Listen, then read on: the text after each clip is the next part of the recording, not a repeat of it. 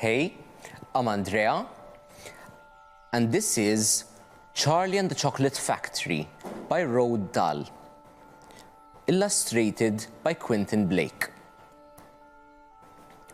Mr. Willy Wonka. Mr. Wonka was standing all alone just inside the open gates of the factory. And what an extraordinary little man he was. He had a black top hat on his head. He wore a tailcoat made of a beautiful plum-colored velvet. His trousers were bottle green. His gloves were pearly gray. And in one hand, he carried a fine gold-topped walking cane. Covering his chin, there was a small, neat, pointed black beard, a goatee. And his eyes were most marvelously bright. They seemed to be sparkling and twinkling at you all the time. The whole face, in fact, was alight with fun and laughter. And oh, how clever he looked, how quick and sharp and full of life. He kept making quick, jerky little movements with his head, cocking it this way and that, and taking everything with those bright, twinkling eyes.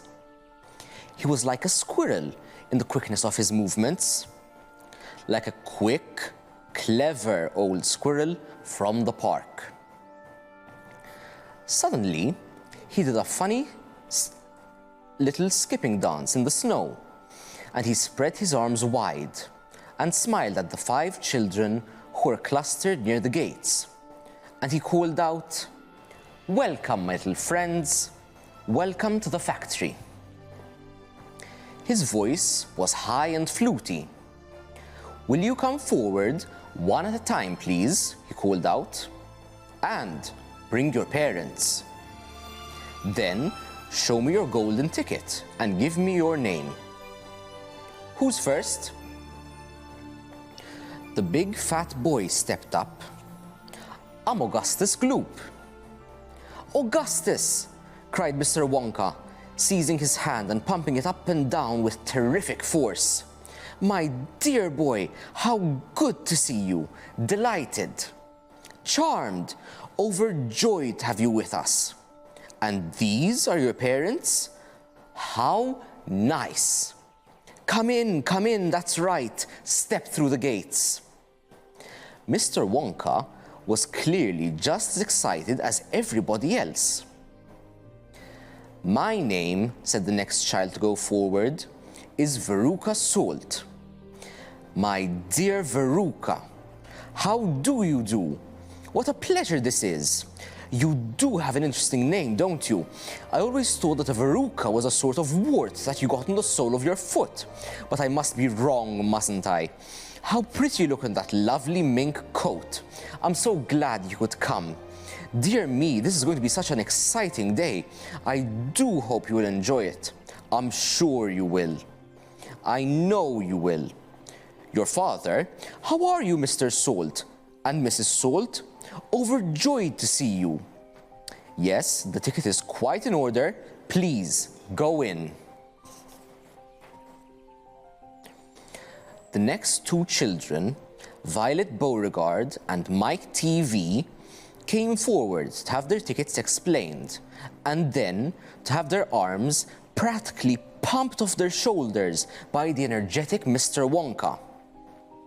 And last of all, a small, nervous voice whispered, "Charlie Bucket." "Charlie!" cried Mr. Wonka. Well. So, there you are. You're the one who found your ticket only yesterday, aren't you?" Yes. I read all about it in this morning's papers. Just in time, my dear boy. I'm so glad, so happy for you. And this? Your grandfather? Delighted to meet you, sir. Overjoyed, enraptured, enchanted. All right. Excellent. Is everybody in now? 5 children? Yes? Good. Now, will you please follow me? Our tour is about to begin. But do keep together. Please don't wander off by yourselves. I shouldn't like to lose any of you at this stage in the proceedings. Oh dear me, no. Charlie glanced back over his shoulder and saw the great iron gates closing slowly behind him. So, what do you think of Mr. Willy Wonka? And have you heard of Willy Wonka before?